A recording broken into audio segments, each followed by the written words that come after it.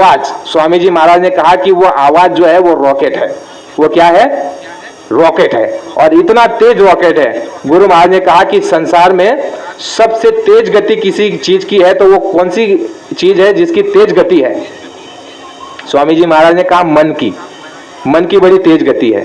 देखो यहां से 1 सेकंड में अमेरिका चला गया है ना, इतनी तेज गति। और उससे भी कोई तेज गति है तो स्वामी जी महाराज ने कहा कि शब्द की है।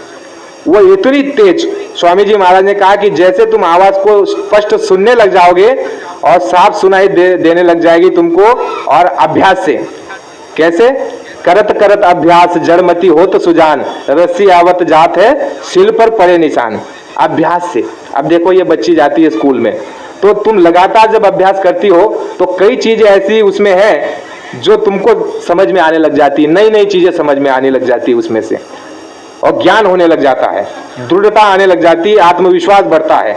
तो उसी तरह से जब तुम उस आवाज को सुनने लग जाओगे और उसमें लय हो जाओगे, चौथी स्थिति, सुनो गुनो चुनो, चौथी स्थिति उसमें लय हो जाओ। और जब उसमें लय हो जाओगे, स्वामी जी महाराज ने कहा कि वो आवाज, वो शब्द, वो कलमा, वो आयते, वो स्पिरिचुअल साउंड जिसकी महिमा है सभी धर्मशास्त्रों में, नानक साहब उसके लिए कहते हैं कि शब्द आकाशा, शब्द धरती, शब्द आकाशा, शब्द शब्द किया प्रकाशा। वही शब्द जिसके द्वारा रचना हुई है, वही शब्द जिसके द्वारा तुम और हम यहाँ पर उतारे गए हैं, वह गुप्त भेद स्वामी जी महाराज ने तुमको हमको दे करके रखा हुआ है। और वो ऐसा रॉकेट है, स्वामी जी महाराज ने कहा कि शब्द कर्म की लेख काटे, शब्द कर्म की लेख काटता है। हम आप इस गहराई को नहीं समझते हैं। संसार में ऐसा कोई शस्त्र, कोई साधन नहीं है जिसके द्वारा तुम्हारे हमारे कर्मों की सफाई हो सके। अगर साधन होता तो सतयुग त्रेता द्वापर में कितने जीवों ने अपना काम कर लिया होता। क्या भगवान राम ने जो बाली को पेड़ की ओर से जो है बाण चलाया, क्या भगवान राम अपने कर्म को नहीं काट सकते थे?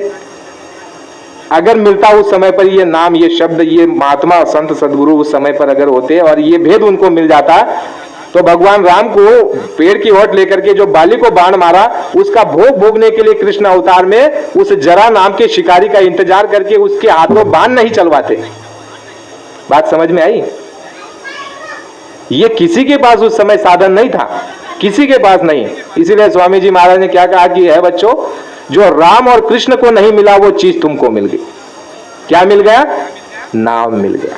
वो नाम जिसके लिए स्वामी जी महाराज ने कहा कि संसार की सारी दौलत को उठा करके एक पर्दे पर रख दो और ये कहो कि हमको नामदान मिल जाए। स्वामी जी महाराज ने कहा ये ऐसे मिलता नहीं है। मिल रहा है स्वामी जी महाराज से नामदान? ये ऐसे मिलता नहीं है। ऐसे तो कोई भी दोहरा दे, उसके लिए क्या बात है, दोहराते रहे। प्रेमियों, जब स्वामी जी महाराज हमारे सामने मौजूद थे उस समय पर स्वामी जी महाराज ने सत्संग में कहा कि बच्चा, आज के समय में 5 लोग ऐसे हैं जो आज भी मेरे सामने नामदान दे रहे हैं और जिनको मैंने आदेश नहीं दिया। तो उस समय पर भी दोहराते थे और आज भी दोहरा रहे, तो वो विशेष कोई बात है नहीं। स्वामी जी महाराज कहे कि देखो ये जो है नामदान देंगे और ये तुम्हारा काम करेंगे, स्वामी जी महाराज ऐसा कहे तब तो बात है। वो तो नए के लिए, हमारे लिए तो कोई बात नहीं। क्या जैसे एक पति और पत्नी का रिश्ता बन जाता है 7 जन्मों का, इसी तरह एक गुरु और शिष्य का रिश्ता बन जाता है, गठबंधन हो जाता है तब तक का जब तक वो जीव पार नहीं हो जाता। और उसी गुरु के द्वारा उसका कल्याण होता है और उसी गुरु को उसको मानना है, जानना है, पूजना है और उसी गुरु को अपने सिर पर धारण करना है। गुरु माथे से उतरे शब्द बिहुना हो, ताके काल घसीटे रोक सके ना। गुरु को अगर तुम सर से उतार लोगे तो ये नहीं है, ये संत मत है प्रेमियों। इस मार्ग में ऐसा नहीं है, संसार में भी ऐसा नहीं था। जब हमारे शास्त्र सम्मत सब जब लोग चलते थे, अपना जीवन को जीते थे, शास्त्र सम्मत जीवन था, उस समय पर यह नियम था कि अगर किसी स्त्री का अगर पति गुजर जाए, मर जाए, तो वह अपना पूरा जीवन उस पति के नाम की बेवा और विधवा कही जाती थी। ये हमारे शास्त्र सम्मत, ये हमारा आचरण और व्यवहार था हमारी भारत की देवियों का। तो इसी व्यवहार और आचरण को महात्माओं ने इस तरफ जोड़ा। यही व्यवहार गुरु और शिष्य का है।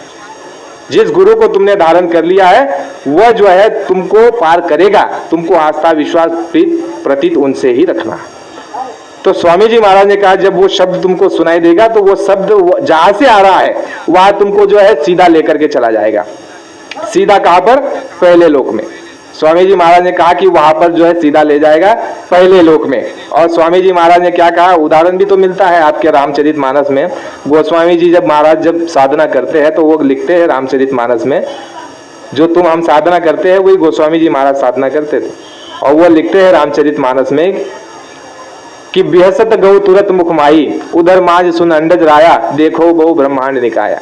वो कहते हैं कि मैं जब अंतर में गया तो मुझे वो राम का दर्शन हुआ और उन्होंने मुझको देख करके मुस्कुराए